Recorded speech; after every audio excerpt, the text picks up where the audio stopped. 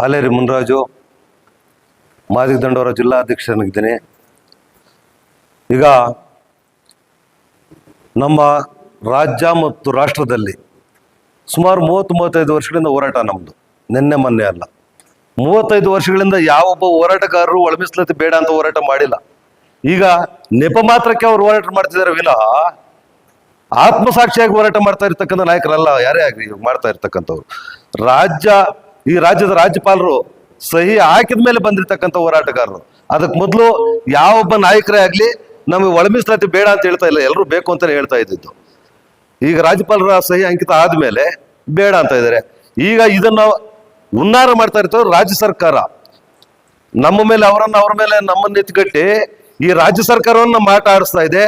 27ನೇ ತಾರೀಕು ಏನಾದ್ರು ನೀವು ಒಳ ಮೀಸಲಾತಿ ಜಾರಿ ಇಲ್ಲದೆ ಪಕ್ಷದಲ್ಲಿ ಮಾದಿಗರ ಶಕ್ತಿ ಏನಂತ ನಿಮಗೆ ಸರ್ಕಾರಕ್ಕೆ ತೋರಿಸ್ಕೊಡ್ತೀವಿ.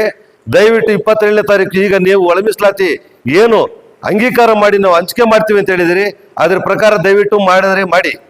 ಇಲ್ಲವಾದಲ್ಲಿ ನಿಮ್ಮ ಸರ್ಕಾರಕ್ಕೆ ಬಿಸಿ ತುಪ್ಪವಾಗಿ ಮಾದಿಗರು ನಿಲ್ತಾರೆ ಅನ್ನೋ ಎಚ್ಚರಿಕೆಯನ್ನ ನಾನು ಈ ಮಾಧ್ಯಮದ ಮುಖಾಂತರ ಎಚ್ಚರಿಕೆಯನ್ನು ಸರ್ಕಾರಕ್ಕೆ ಕೊಡ್ತಾ ಇದ್ದೀನಿ.